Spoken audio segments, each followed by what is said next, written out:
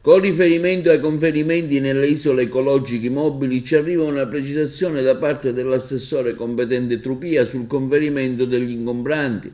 Trupia afferma che si ricorda come avviene per il ritiro a domicilio che ogni utente censito può conferire presso le isole ecologiche mobili 3 oggetti grandi oppure 5 piccoli, posto che taluni cittadini hanno cercato di conferire un numero eccessivo di ingombranti.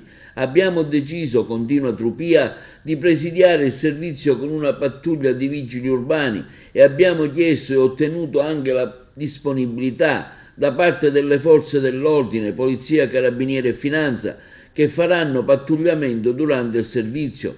Quindi, afferma Trupia, si invita la cittadinanza a rispettare le indicazioni comunicate, 3 ingombranti grandi oppure 5 piccoli per ogni utente censito.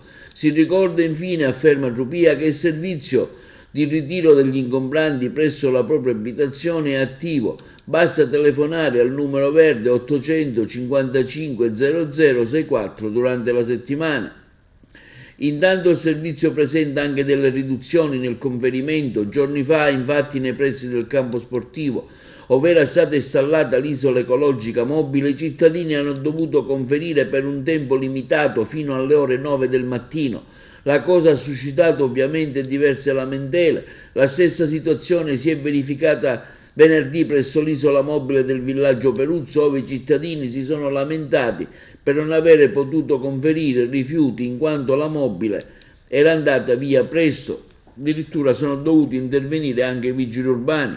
Perciò arriva la spiegazione chiesta direttamente all'assessore Trupia, che ci ha dichiarato che lo scarrozzo viene spostato presso le dune a San Leone in quanto da diversi giorni si sta operando una bonifica straordinaria del lido. Quindi, ci spiega l'assessore Trupia, che i cittadini dovranno avere qualche altro giorno di pazienza, che il disagio sarà terminato. Da parte nostra auspichiamo che il servizio venga reso ancora più efficiente, magari prendendo in considerazione un aumento dei mezzi mobili, visto l'alto gradimento nel conferimento che i cittadini stanno mostrando giorno dopo giorno.